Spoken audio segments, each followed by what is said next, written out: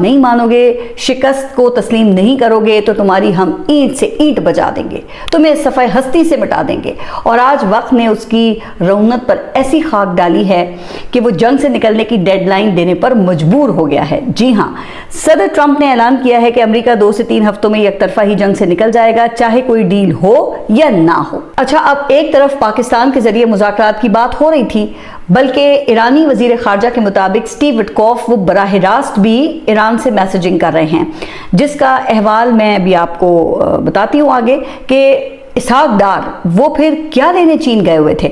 लेकिन अमरीकी सदर का कहना है कि ईरान के साथ मुज़ाकरात ज़रूरी नहीं और अमरीका अपनी मर्जी से जंग का खात्मा कर सकता है, चूँकि वाशिंगटन के पास ऐसे तमाम ऑप्शंस मौजूद है जिनके जरिए बगैर किसी मुआहदे के भी फौजी कार्रवाई रोकी जा सकती है। तो अब आप सोच रहे हैं ना कि ये अचानक ऐसा क्या हो गया, क्या ईरान का न्यूक्लियर मटीरियल वो अमरीका के हाथ लग गया है या ईरान ने मिसाइल प्रोग्राम अपना बंद करने का ऐलान कर दिया है।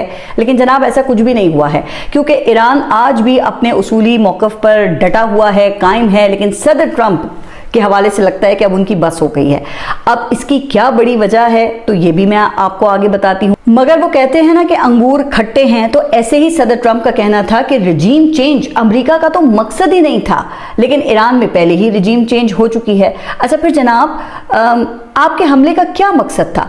तो अमरीकी सदर के मुताबिक फौजी कार्रवाई का असल मकसद ईरान को जौहरी हथियार हासिल करने से रोकना था, जो हासिल कर लिया गया है। वाह भाई वाह, क्या सादगी है कि लड़ते हैं और हाथ में तलवार भी नहीं। इसे कहते हैं खिसियानी बिल्ली खंबा नोचे। अभी एक दिन नहीं गुजरा, आप देखें कि यही सदर ट्रंप और इनकी टीम ये कह रही थी कि ईरान को अपना एटमी प्रोग्राम खत्म करने की जमानत देनी होगी, अपने पास मौजूद 460 किलोग्राम अफजूदा यूरेनियम को अमेरिका के हवाले करना होगा। अच्छा, फिर हमने देखा कि इस काम के लिए एक एयरबोर्न यूनिट को भी तैनात किया गया और ये कहा गया कि कमांडो एक्शन से ईरान की अफजूदा यूरेनियम को कब्जे में ले लिया जाएगा।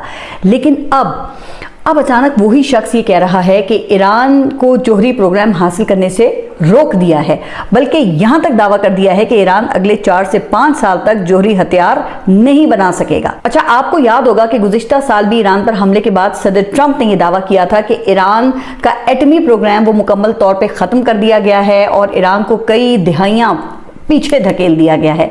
लेकिन फिर साल के अंदर अंदर ये दोबारा से एटमी हथियारों का वो हवा खड़ा कर दिया गया। तो अब यहाँ पे नोट करने वाली बात यह है कि गुज़िश्ता बरस के हमले के बाद ईरान के एटमी प्रोग्राम को कई दिहाइयों का नुकसान पहुँचाने का दावा किया गया था, जो इस बार कम होकर ये सिर्फ 4 या 5 साल हो गया है। अब जाहिर है ना कि इस बात के ऊपर फिर मीडिया ने पूछना था कि भाई ये फिर 5 साल के बाद क्या होगा। तो इस पर सदर ट्रंप का कहना था कि जब ईरान जौहरी हथियार बनाने के काबिल होगा तो अमेरिका में फिर मेरे जैसा कोई सदर आ जाएगा और नया सदर फिर ईरान को तबाह कर देगा। अब इससे आप अमरीकी माइंडसेट का अंदाजा कर सकते हैं कि किसी सॉवरेन कंट्री पर हमला करके उसे तबाह और बर्बाद करना, ये लोग तो जैसे कोई खेल तमाशा समझते हैं।